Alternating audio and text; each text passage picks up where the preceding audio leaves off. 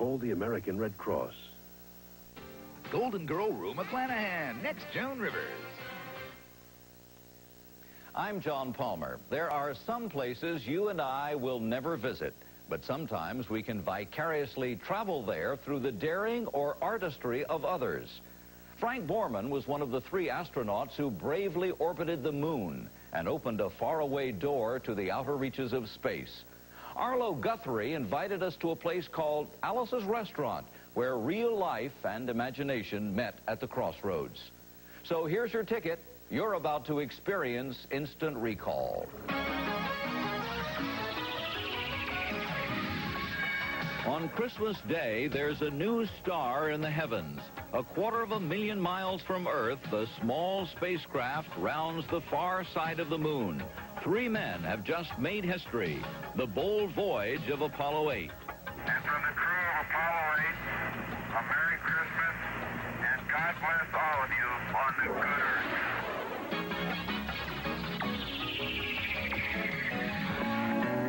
You can get anything you want at Alice's Restaurant. It inspired the song that inspired the movie, the trashy but true tale behind Alice's Restaurant.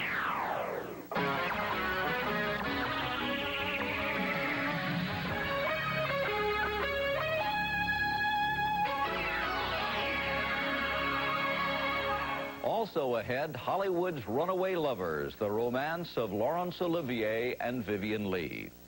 On December 21st, 1968, 3 men sit in a tiny space capsule atop a powerful rocket. As they wait on the launch pad, they concentrate on their instruments and prepare themselves for an unprecedented journey. They'll be spending the holidays far, far away from home. 7 months after Apollo 8's pioneering mission. Next, another moment, another time on Instant Recall.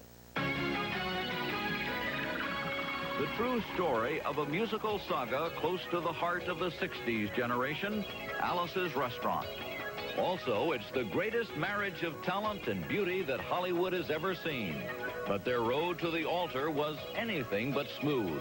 The romance of Laurence Olivier and Vivien Leigh.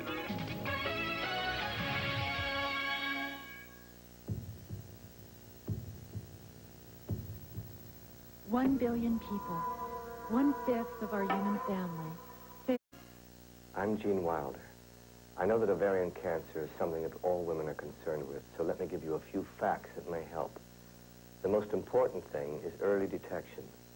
Gilda was afraid of cancer all her life, and even with wonderful doctors, no one caught it until it was too late because they weren't looking for it.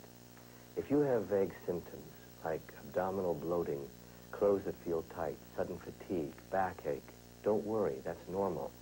But if the symptoms don't go away, and especially if your family has a history of ovarian cancer, see your doctor and say you want 3 tests: a pelvic exam, a sonogram, and a blood test called CA-125. Even if you have no symptoms, but have blood relatives who have had ovarian cancer, get tested on a regular basis.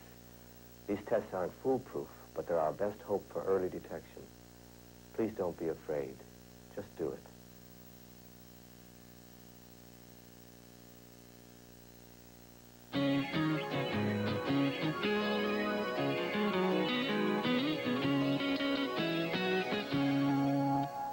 Our next story takes place on August 24th, 1969. Folk singer Arlo Guthrie has just taken part in a landmark event, the Woodstock Music Festival. Today he's going to pass another milestone in his career. America's listening to a ballad he wrote that tells an odd story about himself, a restaurant, the draft board, and a garbage dump. It's so outrageous they have to make a movie out of it. It's called Alice's Restaurant. You can get anything you want at Alice's Restaurant. The night they had the big sneak preview in New York City, they wouldn't let me in the theater. I said, "Hi, I'm Arlo." They said, "Who's that?" August 24th, 1969, Alice's Restaurant, the movie, opens to positive reviews. But for its star, 19-year-old Arlo Guthrie, the premiere is just one more case of life imitating art. Nothing was going right. including making the movie and the draft and the garbage. I mean, it was just a couple of years of total disaster. And that so-called disaster started here in the sleepy town of Stockbridge, Massachusetts. Known as a haven for artists and patrons of the arts, it was here that the hippie movement took root in the mid-60s. Young people were drawn to local resident Alice Brock and her restaurant, where food was plentiful and often free. They played music, they lived together, they made love and smoked pot. Film director Arthur Penn is a longtime resident of Stockbridge. And that was being viewed with a certain kind of displeasure by the local folks and certainly by the local constabulary. Pamela Dwyer was the wife of a prominent local judge.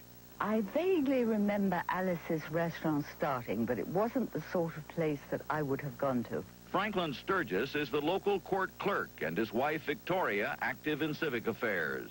They were certainly different than we were. We weren't against it. It was just a change we saw coming. You can get anything you want at Alice's restaurant. On this particular occasion, which was around Thanksgiving, the kids took some garbage down to the town dump. And it was closed, it being Thanksgiving. So he didn't want to drag it all the way back again, so he kind of looked over his shoulder. And off on the side of the side road was a 15-foot cliff. And at the bottom of the cliff was another pile of garbage, and we decided that one big pile is better than two little piles, and so they dumped it. And lo and behold, the police tracked them down and arrested them. But when we got to the scene of the crime, there was 5 police officers and 3 police cars, being the biggest crime of the last 50 years. And he appeared before Judge Hannon, and he was blind. And Arlo thought this was absolutely ridiculous, that they had all these 8 by 10 colored glossy photographs with the circles and arrows and a paragraph on the back of each one in front of the blind judge as evidence. I sentence each of you to pay a fine of $25. Arlo thought that was the end, but there was more to the story.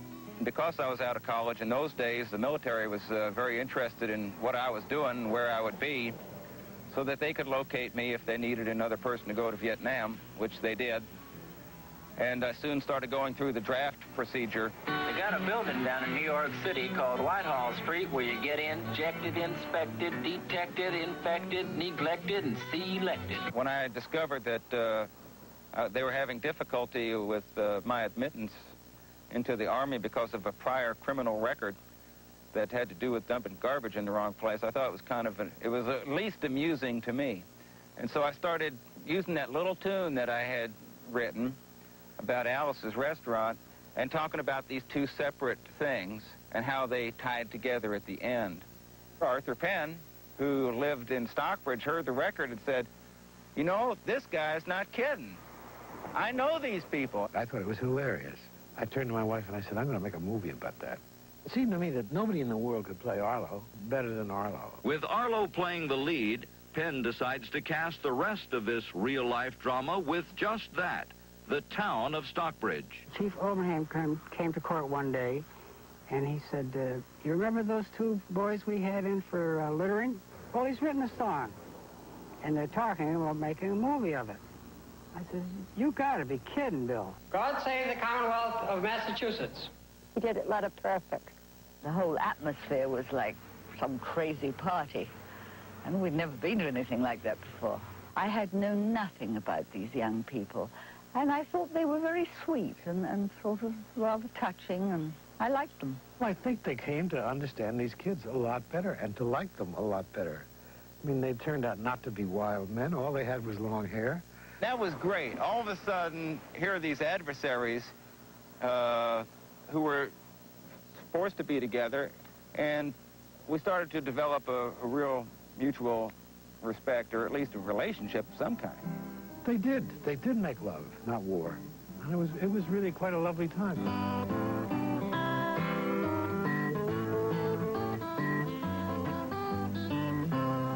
That's the story of Alice's restaurant. Arthur Penn is still directing movies. Arlo Guthrie is still touring and running his record company out of his home in the Berkshires. He also writes a newsletter called Rolling Blunder Review. Alice's restaurant closed in January of 1979. Now Alice Brock lives in Provincetown, where she works in, you guessed it, a restaurant. But now you've got to pay for your meal. Next, a pair of star-crossed lovers. She was married to another man, but she was determined to play Juliet to England's greatest Romeo, the love affair of Vivien Leigh and Laurence Olivier.